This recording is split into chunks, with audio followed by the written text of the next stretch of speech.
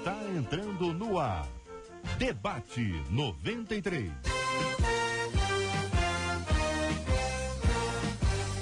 Realização 93 FM. Apresentação J.R. Vargas. Alô, meu irmão. Alô, minha irmã. Aqui fala J.R. Vargas. Estamos de volta, começando aqui mais uma super edição do nosso Debate 93 de hoje, nessa quarta-feira, dia 26 de julho de 2017. Vale com o Debate 93. 2461-0093. E-mail debate@radio93.com.br. Facebook Rádio 93 FM. Site www.radio93.com.br. Vale com 93 pelo WhatsApp 96803-8319. 96803-8319. Ei, Marcela Bastos, muito bom dia, Marcela. Como vai? Tudo bem com você, Marcela? Bom dia, JR. Bom dia aos nossos ouvintes, aos nossos queridos debatedores. O WhatsApp 96803-8319.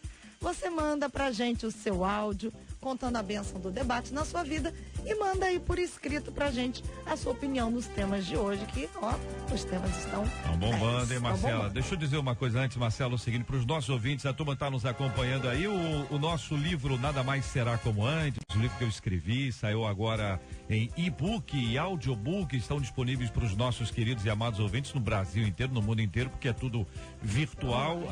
Pode ir lá no site da MK, e aí, a partir do site da MK tem todos os direcionamentos para que eles possam conhecer essa obra. Nada Mais Será Como Antes. É só buscar pelo título, né? Você explicou? Só buscar pelo título, não busca pelo nome do autor, J.R. Vargas, não busca Nada Mais Será Como Antes. Eles vão te encaminhar onde você pode comprar, baixar. Se você gosta de ouvir, você compra o audiobook. Se você gosta de ler, aí você compra o e-book e você vai conseguir ler nas suas plataformas digitais. Benção puríssima, quero agradecer a você, ouvinte, participando com a gente do nosso Debate 93 de hoje. Marcela, chama a Isabel. Isabel, fala com a gente, Isabel. JR, eu sou Isabel de Barra do Piraí, da Assembleia de Deus Tempo dos Milagres. Pela manhã, a primeira coisa que o meu corpo faz é escorregar e dobrar meu joelho. Agradecer por mais esse dia que Deus nos concede. E o meu rádio também é evangélico, porque só pega 93. Amém. Glória a Deus. Glória a Deus, Isabel. Glória a Deus pela sua vida. Deus te abençoe muito. Muito obrigado pelo seu carinho, pela sua audiência. Deus te abençoe cada vez mais. Fala, Marcela, vai falar o quê? Hein? Pode falar no microfone, não estou te entendendo. É o quê? Não é nada disso? Ah, muito bem, muito bem. A pessoa com fone no ouvido, não tô ouvindo, tô aqui caminhando para falar com os nossos queridos e amados ouvintes ligados aqui no nosso Debate 93 de hoje. Estamos juntos no Debate 93. Ah, sim, Marcela, por isso que eu falei, volta lá no microfone. Agora sim, explica pro nosso ouvinte aí. Há umas 2 semanas atrás você lançou um desafio que a gente vai chamar de hashtag que o Senhor te abençoe e te guarde, em que você desafiou os nossos ouvintes que estavam acompanhando a gente a abençoarem aqueles que são designados pela sociedade para guardarem as nossas vidas, né?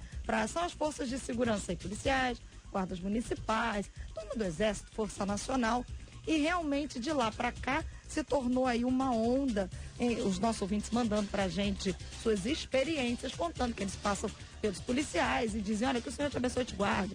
Eles oram, e você também desafiou que as igrejas se reúnam aí e vão até o quartel que esteja próximo da igreja, sem nenhuma segunda intenção, falando nada apenas para orar. Segunda intenção é que eu estou dizendo o seguinte, que às vezes a pessoa vai, senhor, eu vim aqui orar pelo senhor, aí ora, depois, senhor, uma patrulhinha ali na porta da nossa igreja, que é aquela rua ali tá perigosa, pelo amor de Deus, né? É para orar, vai fazer essa visita aí para dizer que dá necessidade numa outra ocasião. Exatamente. Muito e bem. Ontem, você fez aqui com os nossos debatedores que estavam à mesa após o debate e foi aqui na nossa vizinha Guarda Municipal. O nosso time de debatedores, a nossa equipe, nós fomos juntos ali na Guarda Municipal, estivemos lá com a inspetora Tatiana, que é a comandante, uma mulher de Deus, e eu não conhecia, tive o privilégio de conhecer ontem, tivemos o privilégio de conhecer, pudemos conversar, ouvir um pouco as suas histórias, um testemunho fantástico que ela compartilhou conosco ali, está disponibilizado para os nossos ouvintes como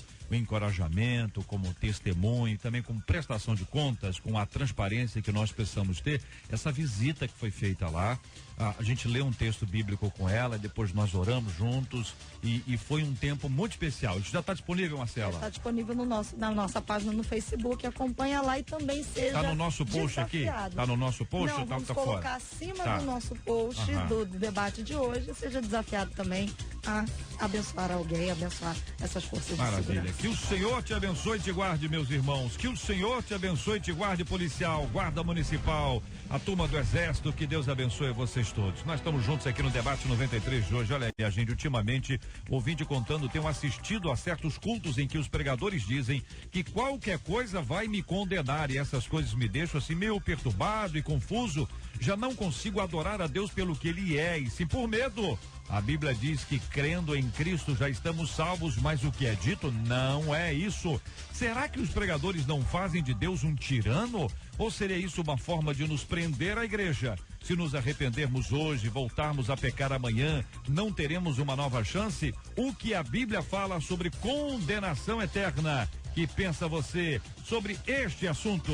Este é o Debate 93, com J.R. Varga, na 93 FM. Pastor Valtair Afonso Miranda, da Primeira Igreja Batista de Neves. Bom dia, pastor, seja bem-vindo. O que pensa o senhor sobre esse assunto? Bom dia, J.R., bom dia a todos que me ouvem nesse momento. Eu estou tratando junto com você e os queridos debatedores de um assunto, de um tema muito importante, significativo mesmo para os crentes em Cristo Jesus, para a liderança.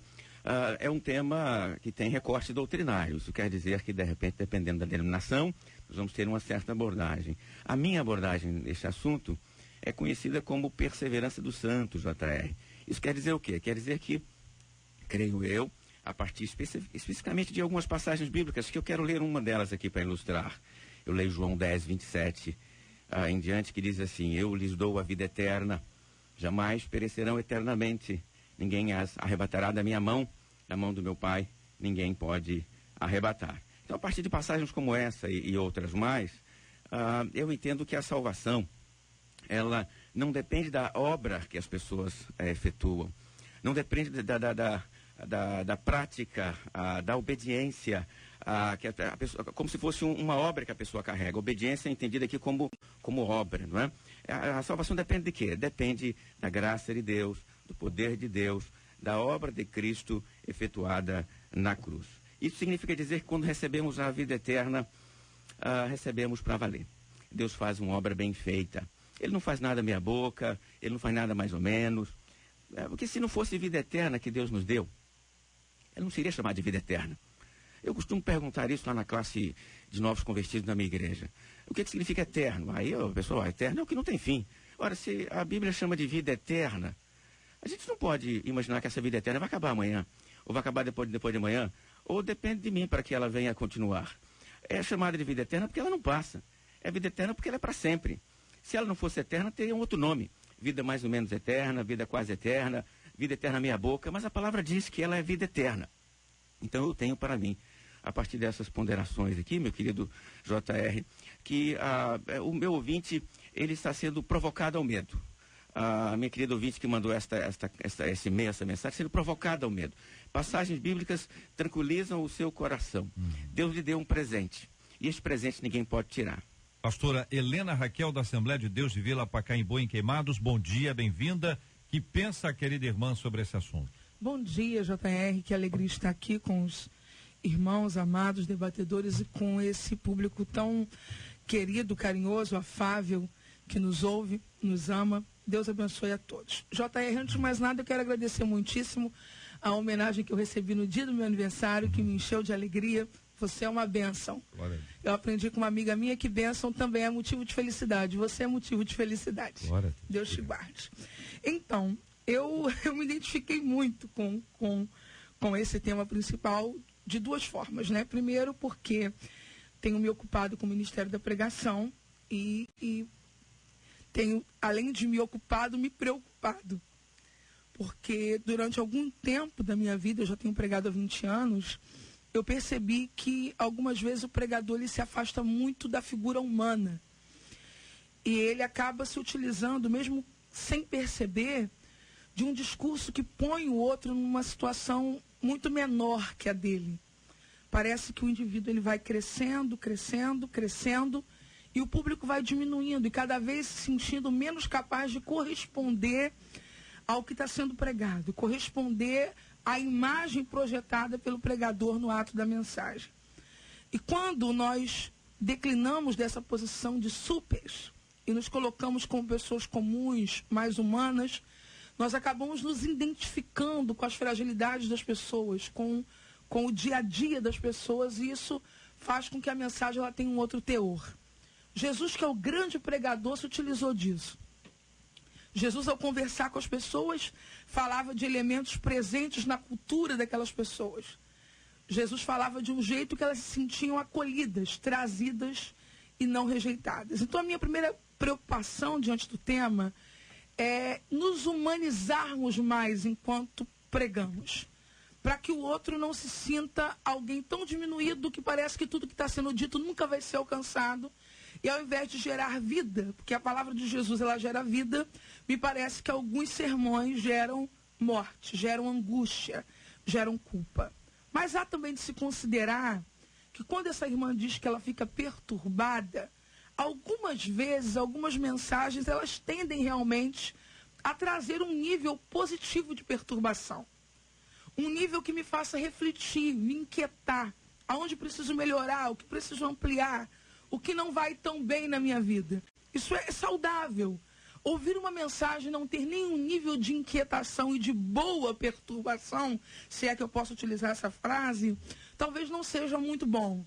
É bom num culto de domingo, depois de ouvir o meu pastor, que me ama, que conhece o estado do rebanho, dizer algumas coisas, que eu saia um pouco preocupada, que eu queira ser melhor no outro dia, que eu queira consertar algumas coisas. Mas eu quero findar esta primeira palavra dizendo para essa irmã que, a despeito de qualquer coisa que qualquer pregador fale, a gente precisa colocar o espelho diante do que Jesus fala. E o que Jesus disse em João 5:24 foi: na verdade vos digo, que quem ouve a minha palavra e crê naquele que me enviou, tem a vida eterna e não entrará em condenação, mas passou da morte para a vida. Quando eu era criança, aí não tem muito tempo. É verdade. Eu me lembro de pastores que diziam assim: quem tem certeza da salvação? E eu, criancinha, olhava um monte de irmãzinhos que estavam no culto todo dia, reverendo, com a mão baixada. E eu dizia: meu Deus, essa gente não tem certeza da salvação, o que eu estou fazendo aqui? Eu pensava comigo. E hoje, se você me perguntar se eu tenho certeza da minha salvação, eu vou levantar as duas mãos. Porque quem me garantiu ela foi Jesus. É minha e eu não vou perdê-la porque eu estou nele. Pastor Silfarne, da Comunidade Evangélica de Mesquita, muito bom dia, seja bem-vindo. Também queremos ouvir a sua opinião sobre o assunto, pastor. Bom dia, JR, bom dia, colegas debatedores, bom dia, queridos ouvintes da 93. Que privilégio ter essa oportunidade de falar com tanta gente. Como inicialmente o próprio pastor Valtair já falou, é um tema que envolve cortes doutrinários, um tema muito complexo, e não daria para teologizar em cima disso aqui muito tempo, nem a proposta. Sim, eu inicialmente concordo com o que foi dito até aqui, a salvação é pela graça, não tem nem como discordar disso, está na Bíblia, né? Pela graça somos salvos, não vem de nós, é dom de Deus, para que ninguém se glorie. O único ponto que eu ia colocar como acrescentar aqui no que foi dito, pegando um pouco do que a Helena Raquel disse, quanto à pregação, um dos primeiros mestres que eu tive, né, na formação teológica, o Dr. Lawrence Olson, ele dizia o seguinte, que a pregação tem que acomodar quem está incomodado e incomodar quem está acomodado. Ele dizia sempre isso, no jeitinho dele. Eu achava legal o pensamento, pode ser simplista, mas que tem tudo a ver realmente. Então, às vezes, a pregação tem que incomodar sim. Não perturbar no sentido de roubar a paz do indivíduo, mas se essa paz é uma falsa paz, né? O próprio Cristo falou que veio com a espada e não veio trazer paz à terra, mas trazer espada, para causar divisão. Então, às vezes, a falsa paz tem que ser confrontada sim. Em contrapartida, sim, a salvação é pela graça e não há nada que façamos possa garanti-la. É verdade que essa vida eterna, a vida zoe, de acordo com os textos no original, essa vida plenamente satisfeita e dada uma vez, é uma herança dada pela graça. Porém, eu gosto sempre de colocar um ponto, e é isso que eu queria fechar a minha fala, que a graça, quando é manifestada em nós, ela manifesta sinais dela também.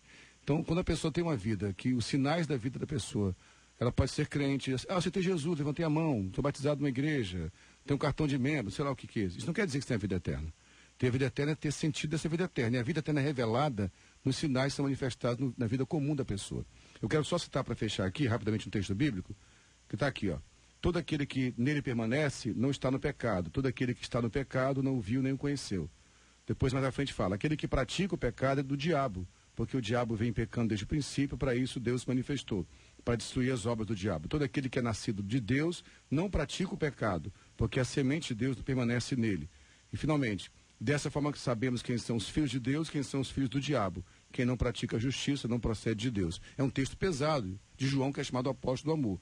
Então aqui é lógico, o texto está dizendo aquele que vive na prática constante do pecado. Então se alguém diz, eu tenho a vida eterna e tenho uma vida constante de pecado, alguma coisa não está batendo aí. Então apenas um alerta, sim, a salvação é eterna, porém uma vida de prática de pecado constante talvez aponte, meu irmão, que a vida eterna de fato não é real na sua vida ainda. Então é importante buscar uma experiência real com Deus para que essa vida eterna, que realmente é eterna, venha para você. Tá, okay? Reverendo Homer é diretor do Seminário Presbiteriano Simonton. Muito bom dia, reverendo, seja bem-vindo também ao nosso debate 93 de hoje.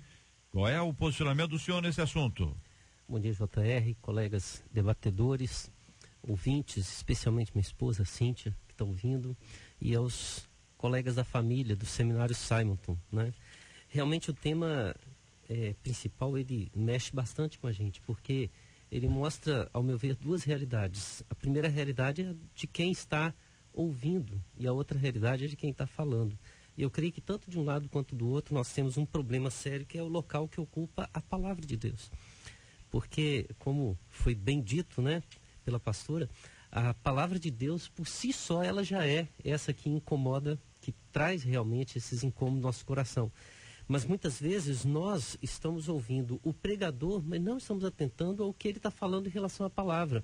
Então, coloquei o primeiro destaque aqui, que muitas vezes nós estamos no culto ouvindo mais a voz do homem do que a voz de Deus. E por quê?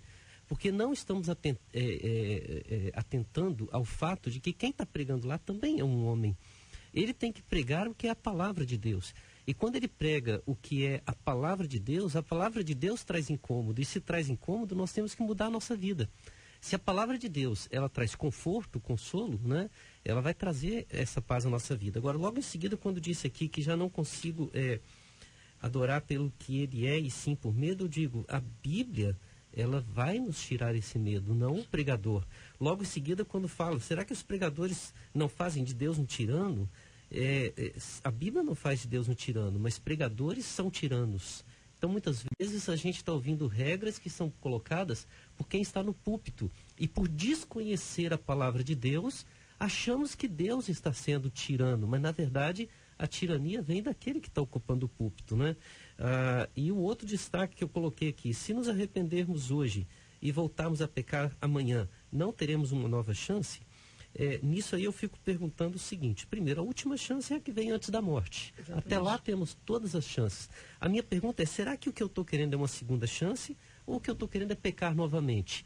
Será que a palavra está trazendo incômodo ao meu coração? Está trazendo medo ao meu coração? Será que a palavra está trazendo esse sentimento de tirania? Não é porque realmente o meu coração precisa ser transformado? Será que eu não estou ouvindo tudo aquilo e querendo no dia seguinte voltar a pecar e apenas ter a paz dentro do culto? Então eu penso que a gente tem que primeiro fazer uma autorreflexão se aquilo é realmente uma expressão humana. Se é humana, rejeitemos, é o que a palavra de Deus vai dizer, né? Agora, se aquilo é o que Deus está falando, o nosso coração, o coração tem que ser transformado. Queridos, então, só para a gente tentar resumir aqui e tentar identificar alguns pontos em comum aqui, para facilitar. Todos nós somos pecadores. Então, quando vocês se referem ao pecado, não quer dizer que não existirá mais, mas é uma prática contínua, dissimulada, onde não há arrependimento, onde não há tristeza, a pessoa faz de maneira intencional, premeditadamente. É isso. É isso? Isso. É isso. Vocês também afirmaram que a salvação não é fruto da obra humana. A salvação é resultado da graça de Deus na nossa vida, ou seja, não é fruto da minha obra, nem do meu esforço, nem do meu fazer alguma coisa ou do meu não fazer alguma coisa. Eu sou salvo pela graça de Deus. É isso? Sim. Todos juntinhos? Terceira etapa aqui então, sendo uma graça divina e não fruto de uma ação humana, A salvação é um presente que nós recebemos de Deus. Se foi Ele que nos deu, Ele já levou em consideração o fato de nós sermos pecadores. Não é o não pecar que vai me dar a salvação, porque Deus já sabia, evidentemente, dessa nossa marca, né? Dessa nossa condenação pecaminosa, da qual nós somos livrados pelo sangue de Cristo, mas estamos aí nessa luta constante enquanto aqui estivermos. É isso? Sim. Desse jeito, então, vocês estão afirmando que uma pessoa que ela pela graça de Deus, veja, não é que ela diz que é salva, não é que ela ergueu a mão e falou, eu sou salva. Uma pessoa que é salva pela graça de Deus, que não dependeu de um esforço humano, mas da obra de Cristo, ela não perde esta salvação. Correto. É isso? Correto. Muito bem. Então vamos explicar um pouquinho essa questão, por exemplo, quando Davi menciona, restitui-me a alegria da salvação. Porque em alguns casos este texto é apontado para dizer, olha, houve aqui uma perda. Alguns dizem da alegria, outros dizem da salvação. O que dizem vocês? Eu acho que seria importante lembrar de onde está Davi no plano de salvação, no projeto de Deus de revelar-se para a humanidade. Jesus Cristo morre na cruz. Davi está no Antigo Testamento. Eu não estou fazendo aqui uma oposição entre Antigo e Novo Testamento. Eu queria deixar o ouvinte bem atento a isso. A Bíblia toda é a palavra do Senhor. Mas é bom lembrar que alguns elementos da salvação são históricos. A morte na cruz é um evento histórico. O Pentecostes, em Atos capítulo 2, é um evento histórico. Então, olhar para os personagens do Antigo Testamento e torná-los equivalentes a todos aqueles que vieram depois de Cristo e do Pentecostes, não é sensato do ponto de vista da teologia bíblica. Eu acho que é preciso fazer só uma separação, né? Davi não é um modelo para nós conversarmos, então, sobre perseverança dos crentes. Os personagens da palavra do Senhor posteriores a Jesus Cristo ao Pentecostes, sim, eu posso olhar para Timóteo, eu posso olhar para Lídia e pensar nestes como meus modelos para falar sobre perseverança dos crentes. Davi, não. Eu acho que nesse caso, a gente pode olhar para o Saul, por exemplo. Saul começa como ungido do Senhor, daqui a pouco está lá consultando uma pitonisa, né? A pitonisa de Endor. Então, os personagens do Antigo Testamento, eles não são esses personagens para ajudar-nos a compreender a salvação em Cristo Jesus. Porque naquele contexto, nós não temos clareza a respeito do que efetivamente promove a salvação dessas figuras. Nós refletimos um pouco e podemos imaginar que parcialmente o cumprimento da lei. Podemos imaginar que Cristo operou também na salvação dos personagens, das pessoas do Antigo Testamento. Mas é uma reflexão mais densa, J.R. Eu acho que nesse sentido é preciso olhar para o Novo Testamento e perguntar o que ele fala sobre esse tema. Tudo bem. Todos estão de acordo? Talvez, algum acréscimo? Nós poderíamos piorar a situação com o texto de 1 Tessalonicenses, no capítulo 5, versículo 19, quando fala, não apagueis ou não extingais o Espírito, como se fosse possível, na obra de um cristão, o Espírito Santo ser extinto, né? Eu creio que tanto no texto que fala sobre a alegria da salvação, quanto nesse, a ênfase não é a salvação, é como você se relaciona com essa alegria, com a salvação. E muitas pessoas podem estar dentro da igreja, Deus falando constantemente, e ele não está ouvindo. Por quê? Porque, vamos imaginar aqui, ele está procurando razões humanas para desfrutar de uma comunhão que tem que ser com Deus. Então, quando Deus fala, ele não quer abrir mão do pecadinho de estimação que ele tem, né? Ele não quer abrir mão daquela vida. Então, ele vai perdendo a alegria de ser salvo.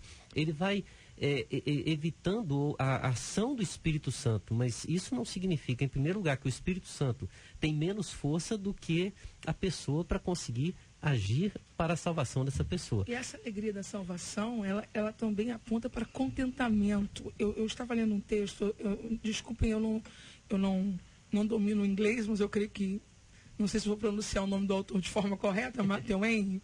Se eu errar, alguém me ajude, tá bom?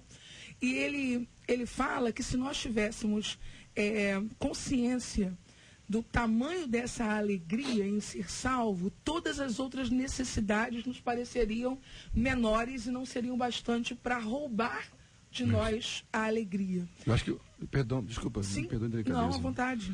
Eu acho que outro ponto importante, Deus é um Deus relacional, né? Ele se apresenta como Pai, Filho e Espírito Santo, é um Deus trino. Deus se relaciona com as gerações, se apresenta para Moisés como Deus de Abraão, Isaac e Jacó.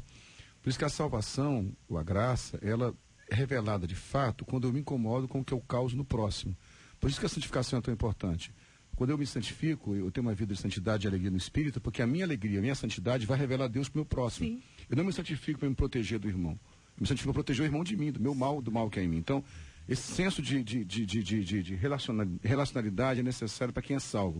O que me preocupa com alguém que vive na prática do pecado é que ele não está preocupado com a dor que ele causa no corpo. E isso deve ser uma preocupação séria para quem de fato vive na prática de pecado e machuca o seu irmão. Olha, quando Filipenses 2:12 registra, inspirado pelo Espírito Santo, o apóstolo Paulo escreve: assim, pois, amados meus, como sempre obedecestes, não só na minha presença, porém muito mais agora, na minha ausência, desenvolvei a vossa salvação com temor e tremor.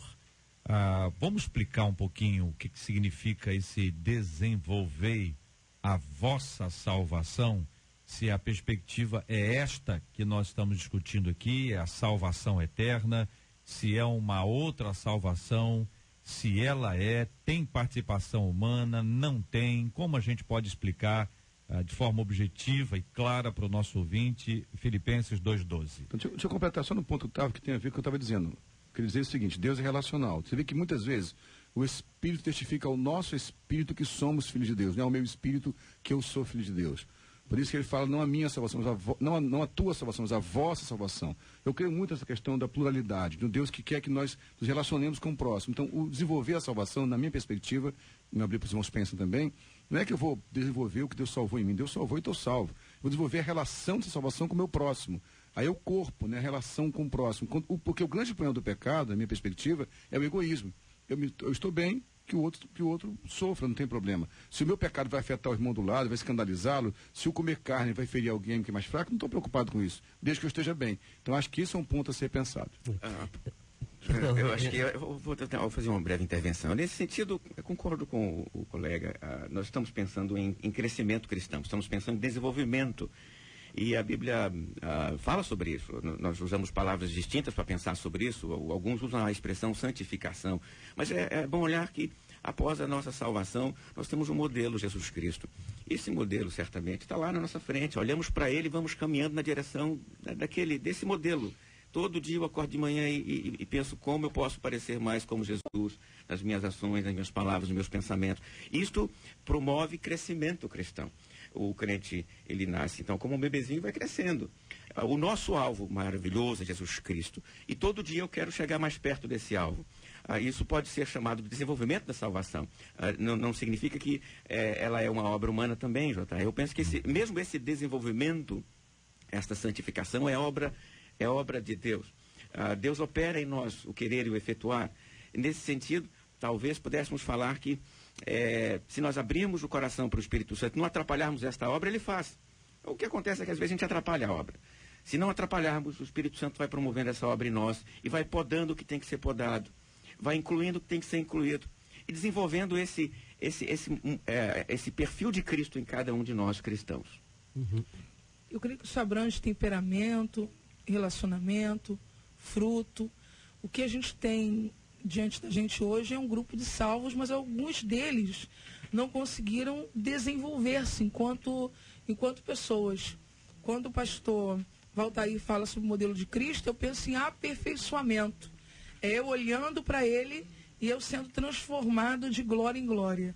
O pai de uma amiga, um senhor de idade, ele costuma dizer assim: salvação é pela graça, mas precisa de manutenção. E a manutenção é como uma máquina, né, que a gente compra, potente, maravilhosa, mas eu preciso cuidar de. E aí não é cuidar da salvação, é cuidar de mim, cuidar da minha vida. Na medida em que eu cuido, eu vou sendo aperfeiçoada. Eu vou me parecendo mais com Cristo nas minhas relações. Perguntar, pastor, o seguinte: então a manutenção é do salvo. E não da salvação. É o jeitinho dele que falar é a santificação. Pois é, mas a ideia ideia é essa, né? A ideia é eu cuidar de mim, o salvo, né? JR, há um déficit de estudo da palavra, né, assustador. Existem pessoas que não conseguem ler uma porção bíblica por dia. Existem pessoas que não conseguem ouvir um sermão completo. Nos primeiros 10 minutos que o seu pastor está pregando, ele se levanta e sai. Então as bases dessas pessoas se tornam bases muito frágeis. Então qualquer vento cria profundos desconfortos. Quando a gente olha para o próprio e-mail enviado por essa irmã, é de uma preocupação incrível.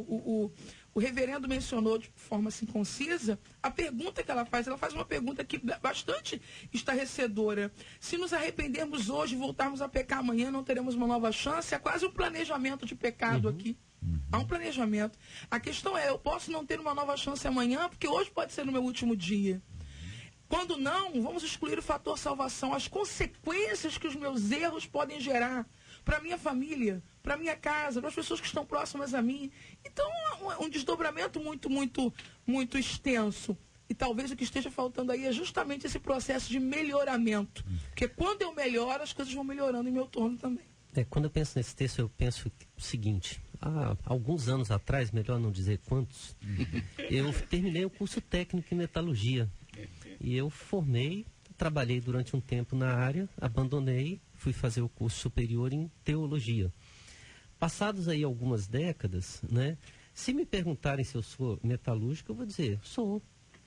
Se perguntar o que eu entendo da metalurgia, eu vou dizer, quase nada.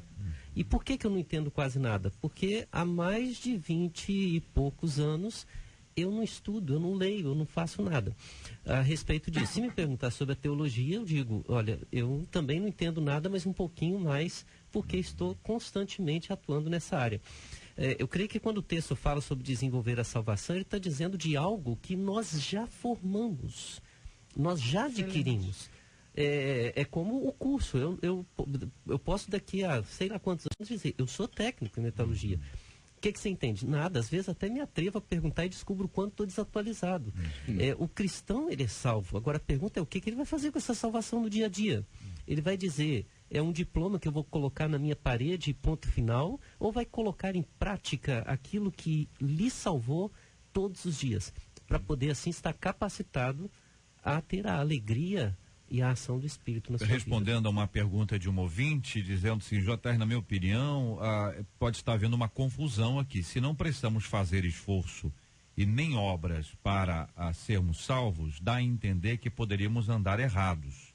Mas para manter-se salvo, precisamos andar conforme o que diz a Bíblia. Sendo assim, há obras e esforço. Ou não? Posso Pergunta deixar um ouvinte. versículo?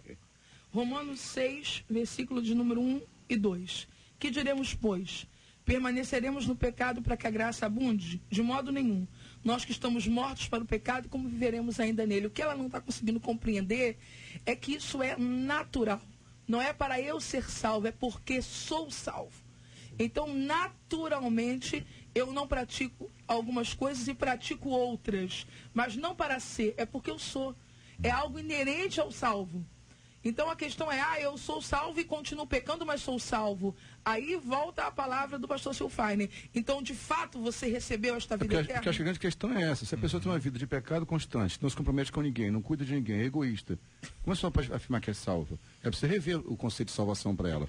Então, nada que ela fizer faz ela ser salva. Mas ao ser salva, ela vai manifestar os sinais da salvação. O escritor aos Hebreus diz que há coisas que acompanham a salvação. Diz, vocês esperam coisas melhores, coisas que acompanham a salvação.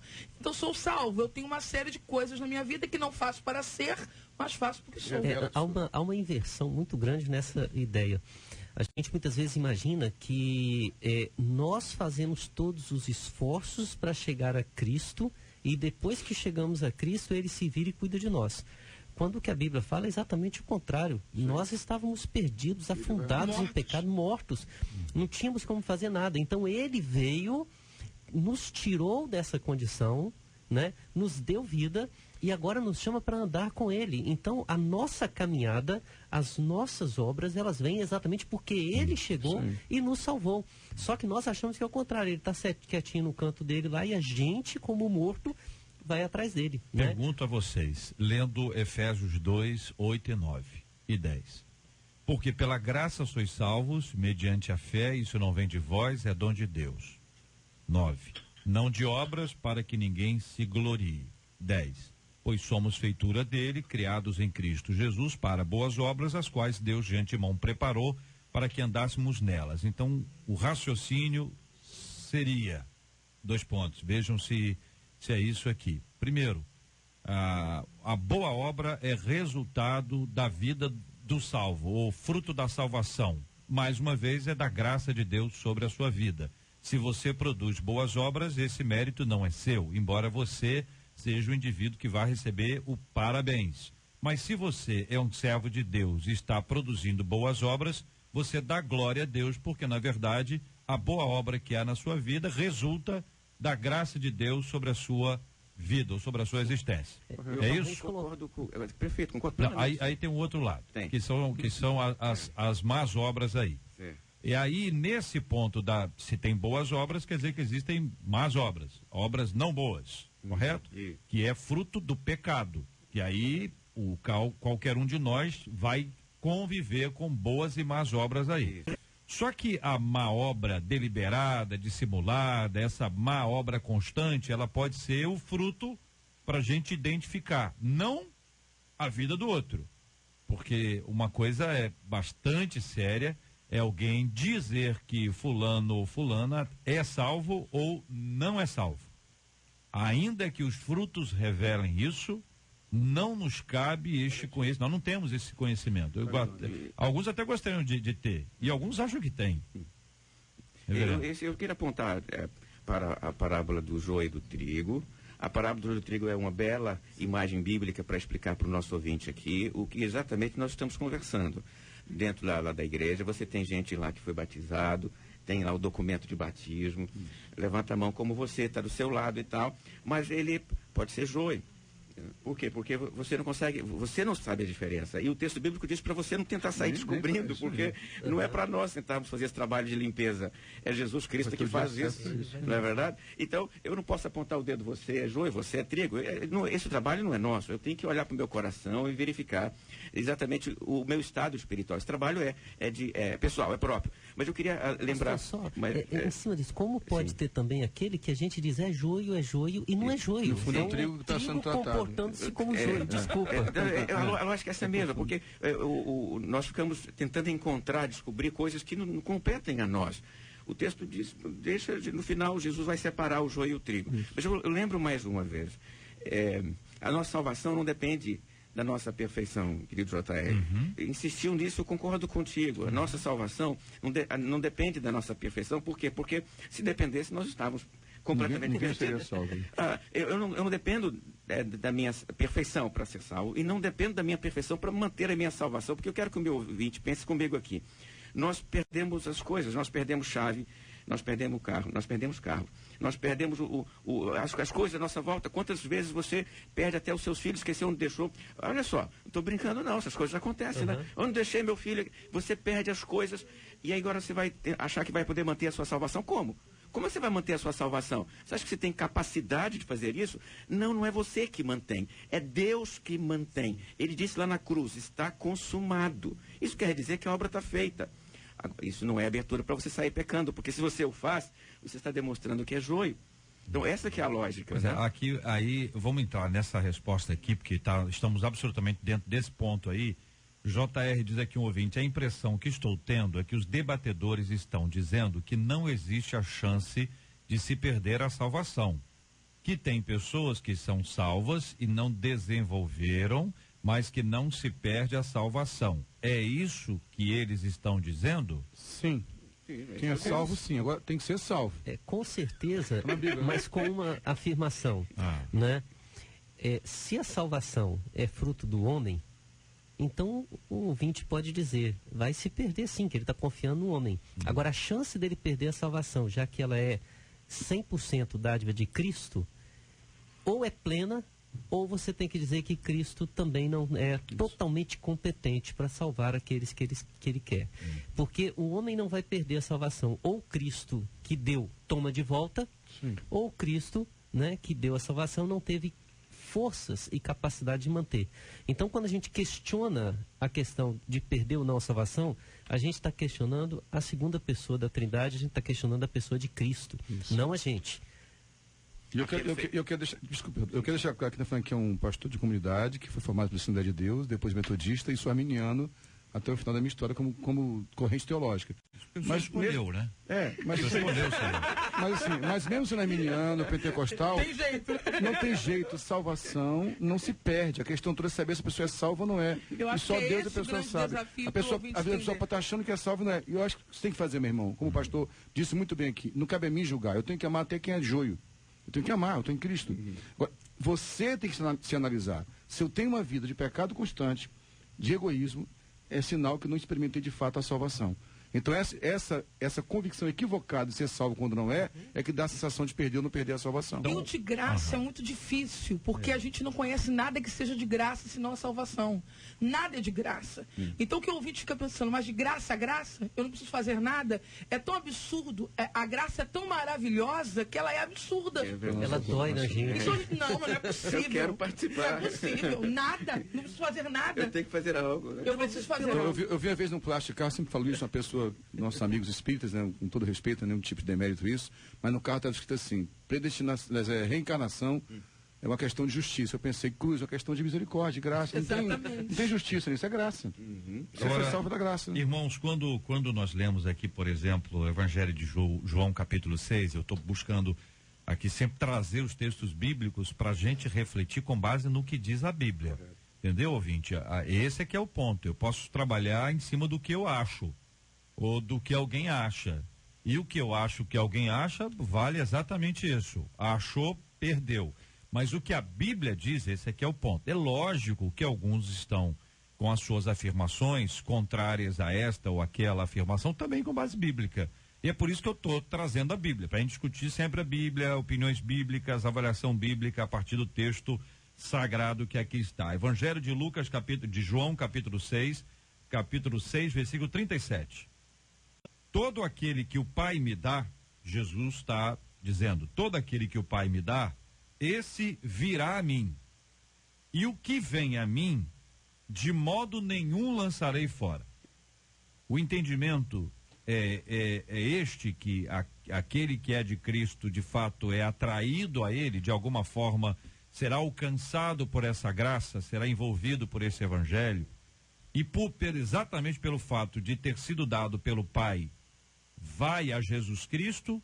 O fato de ter sido dado pelo Pai e ter ido a Jesus Cristo não lançará fora. É essa a ideia? É isso mesmo. Eu leio a passagem paralela a essa, JR, paralela a essa, João 10, um pouquinho depois da sua, 27, diz assim: eu lhes dou a vida eterna, jamais perecerão eternamente. Ninguém as arrebatará da minha mão, da mão do Pai ninguém pode arrebatar. E sabe por que não pode? Porque a obra de Cristo é perfeita. O que ele fez na cruz, ele fez direito. E é isso que, de repente, nos incomoda, pastora. A gente fica olhando para isso, mas como assim? Eu preciso participar desse negócio. E aí vem a palavra de não. Ele fez tudo. O que você precisa fazer para completar a obra de Cristo Jesus? Não precisa completar a obra de Cristo Jesus, porque a obra dele foi perfeita. Eu queria pensar em dois personagens, né? O primeiro é aquele ladrão na cruz, que é chamado de o bom ladrão, né? Eu acho estranho, porque o bom ladrão é o que reconheceu que era mal. Ele disse, nós estamos aqui merecendo a condenação. E o mau ladrão é o que achava que era bom. Porque ele falou assim, se tu és filho de Deus, tira-nos daqui. Mas aquele ladrão que não tem nenhuma obra, e ele reconheceu o seu pecado, as suas falhas, ele clama por misericórdia e recebe a palavra que eu gostaria de ouvir, né? De Jesus, e qualquer um de nós, hoje mesmo estarás comigo no paraíso.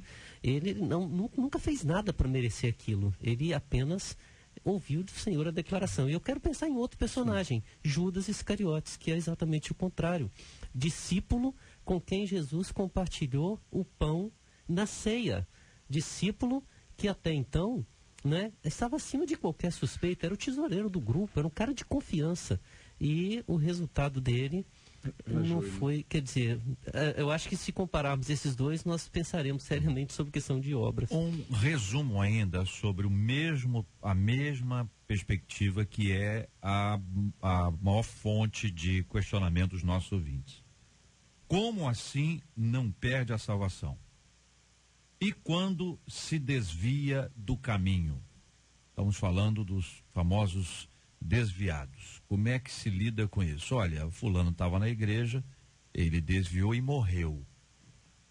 Na lógica eclesiástica, na nossa lógica de igreja, isso é resultado de, para onde a pessoa foi, ela morreu fora da igreja, ela morreu não salva, ela morreu condenada. Estou dizendo que foi, que não foi, estou dizendo que essa é a lógica. Como vocês explicam assim, objetivamente, resumidamente, esse assunto? Eu quero entrar na palavra que foi dita pelo pastor Valtair, né? A ordem que foi dada para a igreja é: ide por todo mundo, pregai o evangelho. E são através do batismo, que é a integração, e do ensino, que é a ministração e educação. O nosso grande problema é que a gente fica interessado demais em tentar saber quem é salvo e quem é condenado. Conforme o texto do trigo e do joio, o que nós temos que fazer? É pregar para essa gente. Se quem está dentro da igreja se desviou, era salvo, ele vai voltar. Se ele não é salvo, estava na igreja para quê? Estava perdido lá. Estava perdido, era um joio. Agora, não é meu papel ficar querendo saber quem é salvo e quem não é, porque isso é da soberania de Deus. É Ele quem sabe. A minha pergunta é: quem é que vai definir se é salvo ou se não é? Sou eu ou é Deus? Se Deus define, Ele não tem poder para segurar e manter aqueles que Ele mesmo salvou? Foi antecipado bem no início, JR, que nós passaríamos aqui por uma questão doutrinária. E é justamente nesse momento com essa pergunta. Essa pergunta põe o debate, né, num nível muito, muito pessoal para cada debatedor a partir das suas convicções doutrinárias. Seria quase que um novo debate, não é? Mas o entendimento é que esse indivíduo que se afastou, quando ele volta porque ele era do aprisco. E se ele não volta, ele não era do aprisco. Então ele perdeu a salvação, entre aspas, diante dos olhos de quem está vendo a cena. Mas diante de Cristo, esse indivíduo não estava salvo.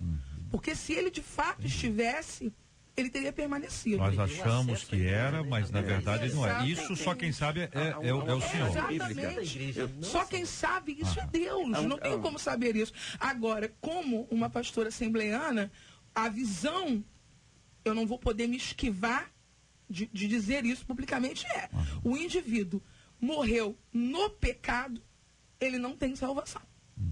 A visão não é salvo uma vez, salvo para sempre, faça tudo que você quiser de errado na sua vida, que você continua salvo. Você não era um salvo. Porque se você é um salvo, ele pode até sofrer uma queda abrupta, um acidente, uma fraqueza, mas ele vai voltar. Ele vai voltar. É uma passagem bíblica que eu acho que posso trazer à memória, que está lá na primeira carta de João. Eles saíram de entre nós porque não eram dos nossos. Se fossem dos nossos, não teriam saído. Essa é a lógica que explica, nesse caso aí, JR, o afastamento dessas pessoas de nossa igreja. Eu queria lembrá-los o seguinte, que a gente não sabe o que acontece entre o momento que a gente acha que é o final e o final. Exatamente. Né? A gente não sabe o que acontece. Quer dizer, eu sempre fico imaginando essa cena aí dos três crucificados, e ao mesmo tempo tem alguém na cidade antiga tomando um cafezinho e olhando para os três, assim, ó, três bandidos. Isso aí. O do meio lá, principalmente. É o pior. Mas para esses três aí, não há salvação. Isso aí. Não há salvação. Se o cara é judeu, então, está amaldiçoado. Ok? Então, esse entendimento aí, pois é, dos três. Então, a gente não tem condições de avaliar se uma pessoa. Isso é muito perigoso. Não cabe nós julgarmos. E isso é um cuidado, e é uma palavra aqui, só enfim, sugestão a pessoas que chegam num sepultamento. A família já está arrebentada e afirma que a pessoa está no inferno. Ainda diz assim, ó, ele já está queimando o inferno, agora vocês têm uma chance. É o tipo de abordagem que deve ser feito no enterro de alguém da sua família, mas não da família dos outros. Entendeu? A gente tem que ter um cuidado muito grande, porque no afã de entregar uma palavra, eu falo mesmo, comigo é assim, Deus mandou, eu obedeço. É melhor ouvir bem para saber se esta é a hora de abordar ou de se abordar uma temática como essa, que muitas vezes coloca, como também a outra. Botar Garantido a pessoa também no céu. pô. Ó, tá cantando, virou uma estrelinha. Fala que virou estrelinha. Tem nada de Bíblia nessa história. Não, estrelinha não tem nada a ver com isso. Estrelinha é quando o filho é bom filho, ganhou uma estrelinha, é bom aluno, ganhou uma estrelinha. Não é porque a pessoa é bom crente que vai virar uma estrelinha. Mas é uma forma de tentar, de alguma maneira, amenizar. Agora, né? aí volta exatamente ao que foi colocado no texto, né? Quando fala de Deus ser um tirano. A pessoa chega e faz uma afirmação dessas, todos que estão ali vão dizer, Deus é um tirano, Deus é cruel.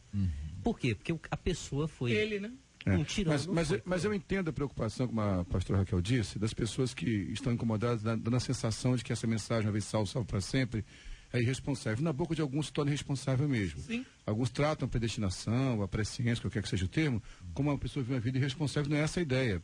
Né? Tanto puritanos como calvinistas, como arminianos, não importa. A preocupação é que nós vivamos uma vida que revela que fomos salvos. Então, sim, a sua preocupação é um zelo válido, cuide da sua vida espiritual, sim. Não é o fato, já que eu sou salvo, faço o que eu quero. Não, ao contrário. Se você é salvo, viva de uma forma que revele ao mundo que você é salvo. Sim, até porque, na medida que a gente pensa no último segundo, né, há tempo, a gente também precisa fazer o contraponto. Para muita gente não houve tempo. Não houve tempo. Né? Negligenciou muitas vezes a mensagem, negligenciou muitas vezes os conselhos e não houve tempo, não conseguiu abraçar a salvação. Mais uma vez tentando sintetizar aqui as ideias, evidentemente existe concordância, discordância, é natural e é importante que elas existam.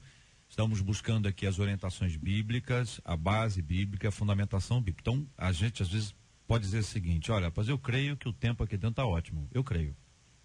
Para mim está frio a beça. Aqui no estúdio. Para você também, pastora Helena? Insuportavelmente frio. A Marcela tá aguentando. Mas é ela que mexe ali. Tá maravilhoso. Que ela tá aguentando. O pastor Silvano está achando óbvio. Mas eu creio. Eu creio. Eu não sei se está ali, quem foi que colocou, que temperatura que está, eu só creio. Então existem pessoas que afirmam crer, mas não têm fundamentação bíblica. Só dizem, eu não creio nisso. Então, para não crer ou para crer, nós precisamos da fundamentação bíblica. Ela é que vai discernir o nosso entendimento, ela vai nos ajudar, vai nos fortalecer. Fica claro aqui o seguinte, a salvação é uma obra divina, não é uma obra humana. Nós somos atraídos a Deus, que nós não temos condições de chegar a Deus, que a Bíblia diz que entre o homem e Deus há uma separação, há um pecado. E nós só conseguimos chegar a Deus através de Cristo. Ele é o único mediador entre Deus, começa em Deus, entre Deus e os homens. Jesus Cristo, é por meio de Cristo. Então, se eu vou a Deus por meio de Cristo, é porque a minha salvação ela é por meio de Cristo. Ela é pela graça, ela não é fruto do meu esforço. Então, ainda que aquele homem que foi crucificado ao lado de Cristo, supondo que ele tivesse sido um discípulo, ele dissesse, olha, me crucifica junto com ele, por causa disso eu vou ser salvo. Ia morrer crucificado, poderia até ser salvo, mas não por conta disso. A salvação não é fruto do esforço, mas é graça divina. A questão da santificação é que é o grande ponto que às vezes há uma confusão de entendimento ou uma divergência de opinião. Mas de toda sorte, a parte final disso é que nós devemos buscar a santificação o tempo inteiro. A santificação, a busca da santificação revela os salvos. Os salvos serão compreendidos, percebidos por essa busca. Essa busca, por que santificação? Porque nós somos cheios do Espírito Santo. E ele vai nos mostrando aonde que nós erramos. Ele nos convence do pecado, ele nos convence da justiça, ele nos convence do juízo, ele vai nos orientando. E exatamente essa é a vida do cristão. Aquele que é salvo vai viver a sua vida em busca de agradar a Deus, não com medo, mas para agradar a Deus, não é por medo, mas é por amor a Ele, por amor e por ser grato a Deus por todas essas grandiosas bênçãos que Ele tem nos concedido. Acho que fiz aqui um resumo dos pontos comuns. Perfeito. O que é diferente é de cada um. Nós continuamos refletindo com os nossos posicionamentos individuais, tanto os nossos debatedores quanto os nossos ouvintes. Mas no todo, é isso, gente, é isso? Tá feito o resumo? Muito bem, são 11h59 no Debate 93. Muito obrigado, pastor Valtair. Um abraço, querido. Eu devolvo um abraço, JR, aos queridos debatedores aqui. Eu quero abraçar no ar aqui minha querida esposa Elisete, meus filhos. Mas eu quero deixar um convite, JR. Nós falamos no iniciozinho sobre a violência. Eu queria convidar a todas as pessoas ali que moram em torno do Seminário Teológico Batista do Sul do Brasil, na Tijuca, para orar com os professores e alunos na sexta-feira, JR, às 18 horas. Nós vamos fazer uma vigília, começando às 18 horas, para clamarmos por paz pela Tijuca, pelo Rio de Janeiro. 18 horas, então, na rua José Higino, 416, no Seminário do Sul. Você, pastor amigo e membro de igreja que está por perto, vem orar conosco. Vamos todos levantar um clamor aí pelo nosso bairro, pela nossa cidade. Maravilha, Deus abençoe muito, pastor. Deus abençoe. Pastor Helena Raquel, nossa menina da mesa de hoje. Obrigado, pastor. Sempre muito bom estar aqui e hoje especialmente. Estou acompanhada pelo meu pai. Quero agradecer essa doce companhia e mandar um beijo para minha avó e para todas as avós, porque hoje é o dia das avós. Vovó é uma bênção para minha vida, uma mulher de Deus, 80 anos, ouvinte assídua. Obrigado, vó. Do debate e alguém que vive aí acima das expectativas. Vó, um beijo, te amo. Maravilha, muito obrigado, pastor Silfarney. Obrigado, JR. Obrigado, meus queridos debatedores, colegas da mesa. Foi maravilhoso estar com vocês aqui. Eu quero mandar um abraço ao meu amigo Adaías, pastor Adaías, que veio comigo. Ao meu filho Aleph, a colega dele, Renata Malek, que estão na hora do almoço lá na empresa e ouvindo o rádio, ouvindo o debate. A quem deu um alô aqui, Marcela Penteado, nossa filhinha no coração. O Manuel, meu vizinho, né, Santa Eugênia, está ouvindo também o debate. Deus abençoe a todos. Reverendo Romer, obrigado, um abraço, irmão. Eu que agradeço a todos e quero mandar um abraço especial para a Patrícia, que está lá em Nova Friburgo e mandou dizer, estou ouvindo. Maravilha. Né? E que Deus abençoe muito a cada um de vocês. Muito obrigado a você, ouvinte, caminhando conosco aqui no nosso debate 93 de hoje, minha gente. Olha, já está no nosso Face, entrou atrasadinho, mas entrou, tá? Algumas dificuldades técnicas, né? Mas todas elas já foram resolvidas. Você pode acompanhar no Facebook da 93 FM, da Rádio 93 FM, a visita, né? Dentro da nossa hashtag que o Senhor te abençoe e te guarde, que nós fizemos aqui com os nossos debatedores de ontem, a nossa equipe também, a Guarda Municipal aqui do Rio, em especial a inspetora Tatiana Rodrigues, representando todos os guardas municipais. Então, um carinho muito grande para você que está vendo aí, está acompanhando, vai poder acompanhar uma forma de relatar, compartilhar com você que está nos acompanhando, agradecendo várias mensagens aqui, uma delas dizendo, é verdade, a gente virou febre, porque toda vez que eu vejo um policial, eu o abençoo em nome de Jesus Cristo, diz aqui a nossa ouvinte Jaciara. Outro ouvinte mandou até um vídeo, né, Marcela? Mandou até um vídeo dizendo aqui, mostrando exatamente o instante. Então é essa a ideia. Passou por um guarda municipal, um policial civil, policial militar, policial federal, um bombeiro, um militar, a turma da Guarda Nacional que está aí, o nosso exército. Diga, o Senhor te abençoe e te guarde. Diga com carinho, diga com amor. É um tempo tão precioso de nós estarmos orando juntos e orando uns pelos outros. Nós vamos orar agora. A pastora Helena Raquel vai orar conosco, vamos apresentar os temas diante de Deus. Vamos orar pelos vovós, pelo vovô, vovó, todo mundo acompanhando a gente. Um beijo para todo mundo, esses vozinhos e vozinhas maravilhosas que nos prestigiam com a sua audiência, com a sua oração, homens e mulheres de oração. Eu agradeço demais. Muito obrigado mesmo, viu? E também vamos lembrar sempre, orando pela cura dos enfermos e consola os corações enlutados em nome de Jesus. Senhor nosso Deus, Senhor Pai, nós louvamos o Teu nome por essa manhã de crescimento, de conhecimento, de comunhão. Ó Deus, os pedidos estão diante de Ti e o Senhor conhece as necessidades do nosso estado, do nosso país. Te pedimos a Tua intervenção em cada família, em cada lar, em cada empresa, aonde há alguém nos ouvindo agora. Pedimos que pessoas que estão enlutadas, entristecidas, enfermas, sejam confortadas e curadas, Senhor, pelo Teu toque neste dia. Que não falte, Senhor, a Tua bênção sobre esta rádio. Que não falte a Tua bênção sobre cada um dos Teus filhos que aqui estão nesta manhã. Oramos especialmente pelas autoridades. Oramos especialmente por aqueles, Senhor, que estão responsáveis pela segurança da nossa cidade, do nosso estado. Nós os abençoamos em o nome de Jesus e oramos crendo neste mesmo nome para a glória de Deus. Amém.